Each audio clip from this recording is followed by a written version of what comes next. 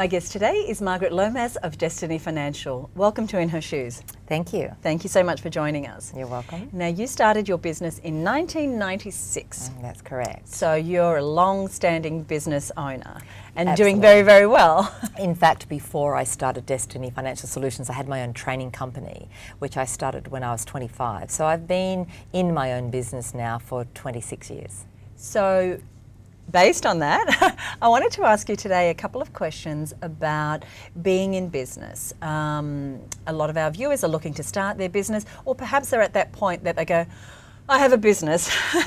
This is now my life. How do I move forward? So let's start with what inspires you to do what you do? I think for a lot of people and for a lot of women, as you say, suddenly you wake up one day and you're in your own business and you didn't necessarily plan it for it to be that way, and certainly that's what happened with me. I'd been just helping other people with their finances, and next moment we thought it would be a good idea for that to become a business, and suddenly I was running this business without a whole lot of experience. And I think what happened after that, which again would be a story that many people would tell you when they're in their own business, is the business tended to take off despite me. Despite the fact that I had no idea how to run a business, I had no business skills, and I probably didn't have any business financial skills either.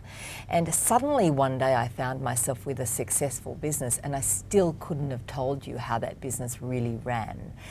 I was a passenger in my own business rather than being a driver of that business. And had you asked me 10 years ago, where do you see your business in 5 years? I, like most people, I think, wouldn't have really been able to clearly articulate that.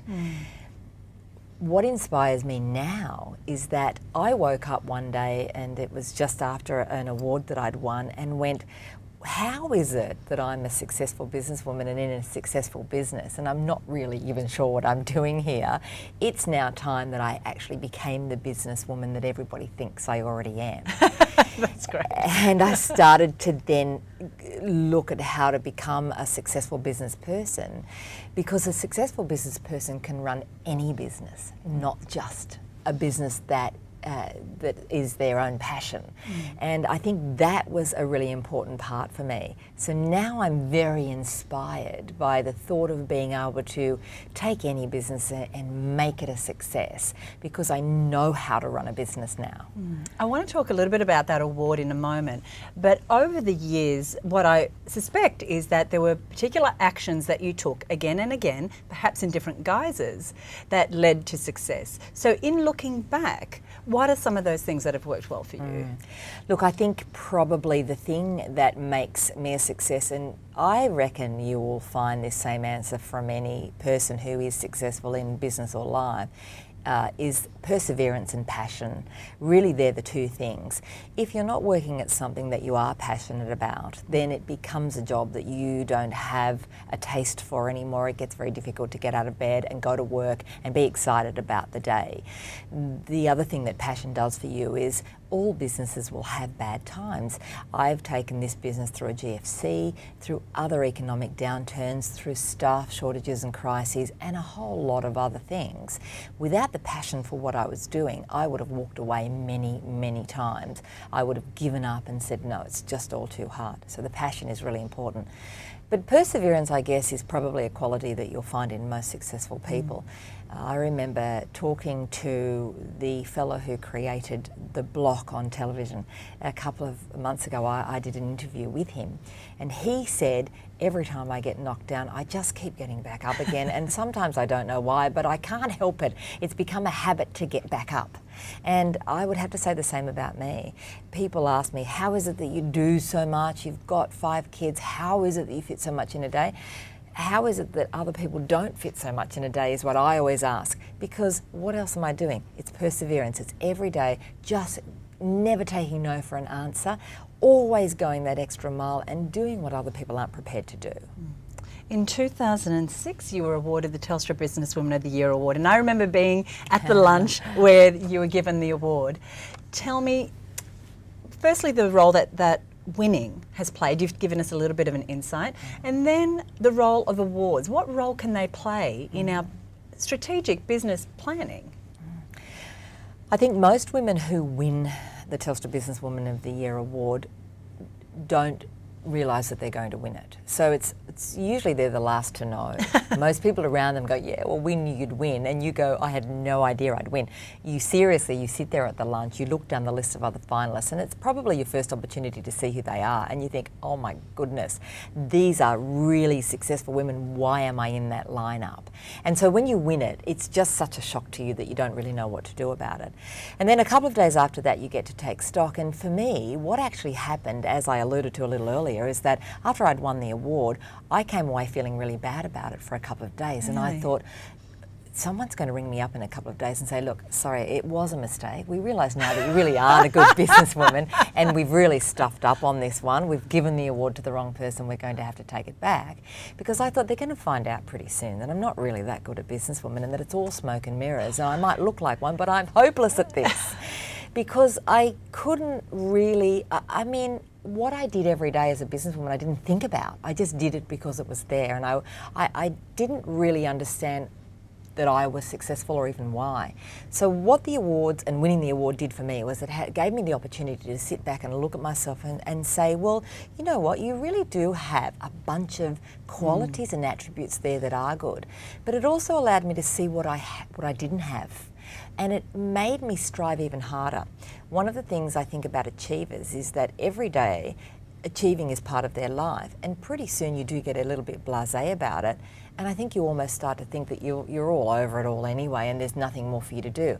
When you win an award like that, you realise there's actually a big hole in your skill set and that there are things that you need to do to really live up to what other people think you are.